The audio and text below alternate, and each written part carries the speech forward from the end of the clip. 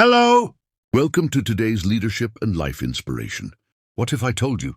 A young boy once asked his father a simple question. Why do people hate us when we've done nothing wrong? That boy would grow up to shake a nation and change the course of history forever. His name was Martin Luther King Jr., born on January 15, 1929, in Atlanta, into a deeply religious and disciplined family. His father was a pastor, a strong and fearless man who believed in dignity, truth, and standing tall no matter the pressure. From a young age, Martin was taught something powerful. You are as good as anyone. But the world around him told a different story. At just 6 years old, Martin experienced a moment that would shape his life forever. Two white boys he used to play with suddenly told him they could no longer be friends, simply because of his skin color. Imagine that. No fight, no argument, just rejection. That day, Martin felt something he had never felt before: confusion, pain, and a burning question. Why? He went home, heart heavy, and asked his father what was happening. His father didn't sugarcoat the truth. He explained the harsh reality of racism in America, a system that treated black people as less than human. But then he said something that would anchor Martin's soul. Don't ever let anyone make you feel you are not somebody. That moment planted a seed of awareness, a seed of purpose, a seed that would one day grow into a movement. Martin began to notice everything: the signs that said whites only, the disrespect, the injustice. But instead of allowing hatred to grow in his heart, something different began to form. He started asking deeper questions.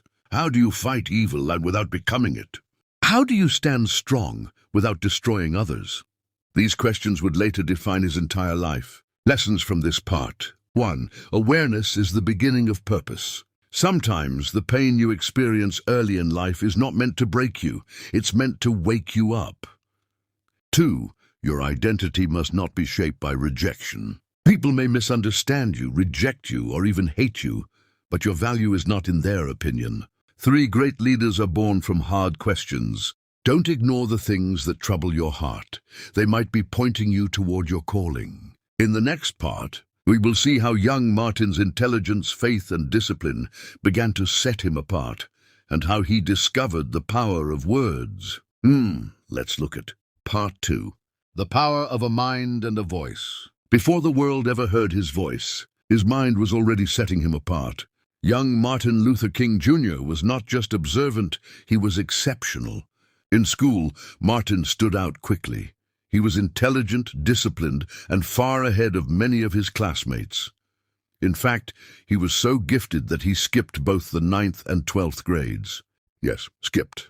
By the age of 15, he had already been admitted into Morehouse College, one of the most respected institutions for black education in Atlanta. But here's something surprising. Martin didn't always want to become a preacher like his father. He struggled with it. To him, church sometimes felt too emotional, too disconnected from real-life problems. He wanted something practical, something that could truly change people's lives. At Morehouse, everything began to shift. There, he met a man who would quietly influence his destiny: the college president, Benjamin E. Mays. Dr. Mays was not just a leader. He was a thinker, a man of deep wisdom who believed that faith should not just stay in the church, it should confront injustice in the real world. He spoke with calm authority, intelligence, and conviction, and Martin listened. For the first time, Martin began to see something powerful: that the pulpit could be more than a place to preach. It could be a platform to transform society. That words, when spoken with truth and courage, could move hearts, challenge systems, and awaken a generation. Martin started reading deeply: philosophy, theology, and the works of thinkers who questioned injustice and human suffering. His mind expanded, his thinking sharpened, and slowly, his resistance to ministry began to fade. Not because of pressure, but because he discovered purpose. He realized something life-changing. You don't have to choose between faith and impact. You can use faith as your weapon for impact. By the time he graduated, Martin made a decision that would shape history. He would follow the path of ministry, but not as a routine preacher. He would become a voice A voice for justice, a voice for equality, a voice for those who had been silenced. Lessons from this part. 1. Your gift will make room for you. Don't hide your intelligence or talent. What sets you apart is often your key to influence. 2. The right mentor can change your direction. One voice of wisdom can unlock purpose in your life. Pay attention to who you listen to. 3. Purpose often comes through clarity, not pressure. You don't have to rush your calling. Growth, exposure, and learning will reveal it. 4. Your voice is a tool. Develop it. Whether you speak, write, or create content, your voice can inspire change if you refine it. Listen carefully to this part 3. The discovery that changed everything. What if the most powerful weapon in the world was not violence, but discipline? What if real strength was the ability to remain calm when everything in you wants to fight back? This is the discovery that transformed Martin Luther King Jr. forever. After graduating from Morehouse College, Martin didn't stop learning. He went on to study at Crozer Theological Seminary. There, something remarkable happened. Martin stood out again. Not just as a student, but as a thinker. He graduated at the top of his class and was elected student body president. But this time, it wasn't just about intelligence. It was about transformation. At Crozer, Martin encountered the writings of a man whose ideas would shake his thinking. Mahatma Gandhi. Gandhi had led a massive movement in India, not with weapons, not with violence, but with non-violent resistance. Peaceful protests, civil disobedience, moral courage, and it worked. Martin was deeply challenged. Could this really work in America? Could oppressed people fight injustice without becoming violent? At first it seemed unrealistic, but the more he studied, the more he realized something powerful. Violence might win attention, but it rarely wins transformation.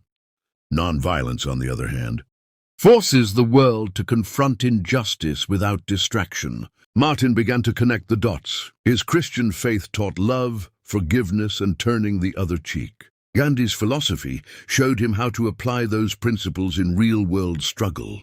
This was the moment everything came together. Faith met strategy. Belief met action. But this wasn't weakness.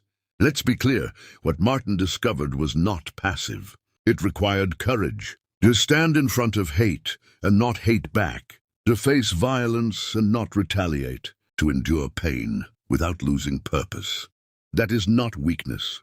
That is power under control. Martin embraced this fully. He began to shape what would later become his life mission. To fight injustice with dignity. To confront evil without becoming it.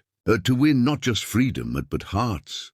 This philosophy would soon be tested, not in theory, but in real life, because the world he was preparing for was not peaceful, and the moment of action was coming fast. Lessons from this part. 1. True strength is self-control. Anyone can react in anger. It takes real power to respond with discipline. 2. Learn from voices beyond your environment. Your breakthrough idea may come from studying someone far outside your world. 3. Strategy matters as much as passion. It's not enough to want change. You must know how to create it. 4. You can fight wrong without becoming wrong. Never lose your values while trying to win a battle. Now, Part 5. The weight of a movement. Success doesn't just bring applause, it brings pressure. And for Martin Luther King Jr., that pressure was about to intensify. After the victory in Montgomery, Martin was no longer just a local pastor. He had become a national figure. People looked to him for direction. Communities looked to him for hope. And with that came danger. Threats began to pour in. Phone calls in the middle of the night, letters filled with hate, warnings that his life would be taken. His family was no longer safe. One night, after receiving another terrifying call, Martin sat alone in his kitchen, overwhelmed. For the first time, fear truly gripped him. He was tired. He was human. He questioned everything. Am I really ready for this? Can I carry this burden? In that quiet moment, he prayed, not as a public speaker, not as a leader, but as a man searching for strength. And something shifted. He later described an inner calm, a renewed courage that reminded him he was not alone. That moment didn't remove the danger, but it removed the fear controlling him. Soon after, he took a major step. In 1957, he helped form the Southern Christian Leadership Conference, SCLC. This was not just another group.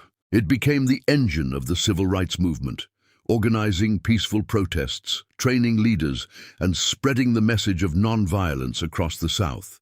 Martin now traveled constantly, from city to city, from church to church, from protest to protest, speaking, organizing, leading. But the attacks didn't stop. He was arrested multiple times, criticized by both enemies and even some allies. Some said he was too slow. Others said he was too radical. Pressure came from every direction. Yet he stayed anchored in one principle. Nonviolence is not weakness, it is controlled strength. But carrying a movement is not easy. Behind the powerful speeches was a man dealing with exhaustion, doubt, and the heavy responsibility of millions of people depending on him. Still, he kept going. Not because it was easy, but because it was necessary. Lessons from this part. 1. Growth brings pressure. Prepare for it.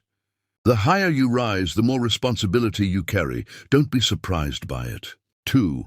Private strength sustains public success. What you do in your quiet moments, your mindset, your faith, your discipline, will determine how long you last. Criticism is part of leadership. If you're leading anything meaningful, you will be misunderstood. Stay focused on your mission. 4. Build systems, not just moments. Martin didn't just protest, he built an organization. Lasting impact requires structure. In part 6, the movement reaches a boiling point. Mass protests, arrests, and a powerful letter written from a jail cell that would shake the conscience of a nation. Stay on this channel to get the part 6 and the rest of the part in next video.